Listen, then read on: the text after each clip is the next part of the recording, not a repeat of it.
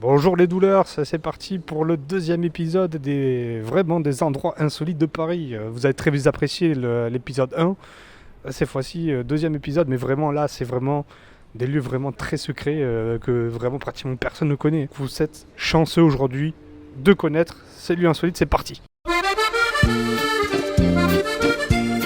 Alors, du coup, premier endroit de ce deuxième épisode, donc on se retrouve aux arènes de Lutèce que vous voyez là. Donc, les arènes de Lutèce, ça a été construit par Jules César, ça a été décidé par lui, puis que c'était fait pendant l'Empire romain, qu'on voit quand même une empreinte archéologique assez ressemblant de l'Empire romain. Il avait construit ça pour défier les grands prédateurs de l'Empire romain de l'époque. Ce qu'il ne savait pas, c'est qu'un jour, il y aurait une spectatrice assez particulière dans cette arène, une fois où il va combattre un horrible envahisseur de l'Empire romain. Eh bien, il y avait Cléopâtre. Eh bien oui. Et c'est comme ça qu'ils se sont connus, Cléopâtre et Jules César, c'est dans les arènes de Lutèce. Alors personne ne sait ça, hein, à part les grands historiens très spécialistes là-dessus. Mais ouais, effectivement, c'est dans ce lieu mythique qu'ils se sont rencontrés les deux tourtereaux. C'est les arènes de Lutèce en plein Paris. C'est pas mal, c'est bien conservé et tout. En vrai, on imagine bien des massacres dans cette arène.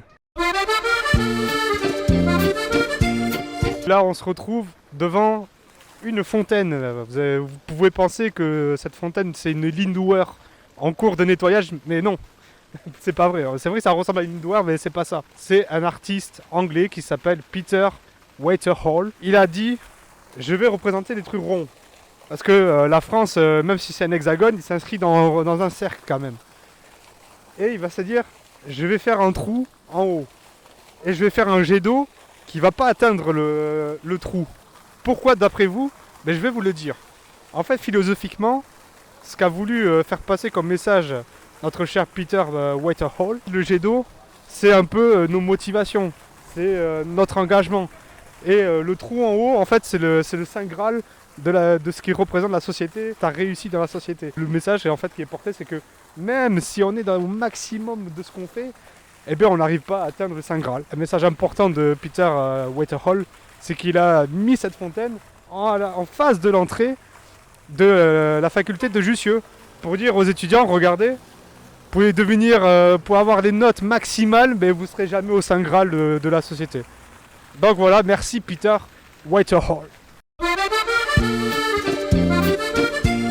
Cette fois-ci, on se retrouve devant ce Carrefour City. Vous allez dire, ouais, mais il y a des centaines de Carrefour City à Paris, il y en a partout en France. Là c'est très particulier, parce que ce Carrefour City, eh bien, tout simplement, il y a le meilleur employé de Carrefour qui y travaille. Il s'appelle Pacom. Et Pacom, c'est pas n'importe qui. Nous, on a eu la chance de se faire livrer par Pacom un service de qualité, mais quasiment irréprochable.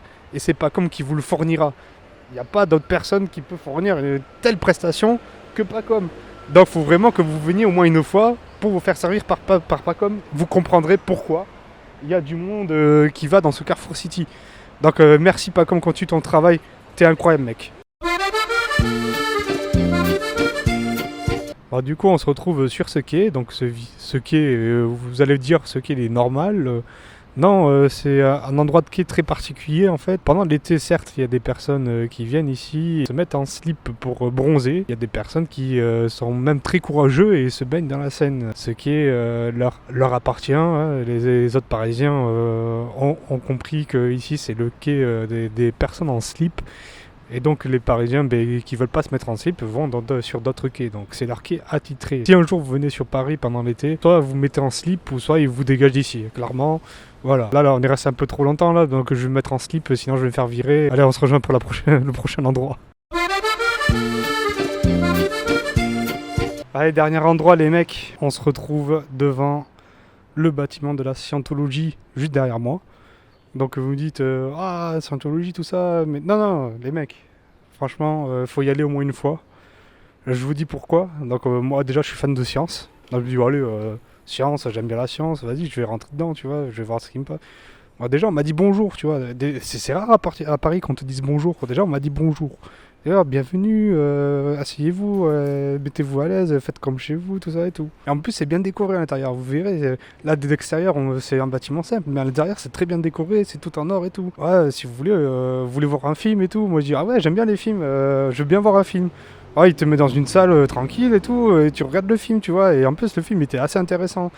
Et puis il m'explique et tout, là vous avez regardé un film, vous êtes passé au grade suivant.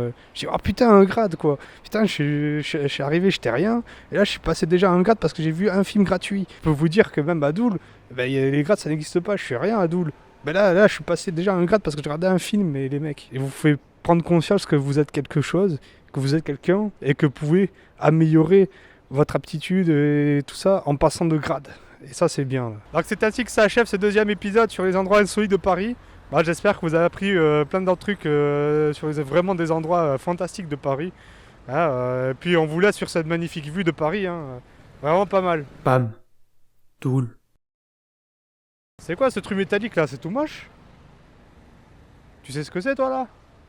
Non? Putain, Hidalgo, des missions quoi.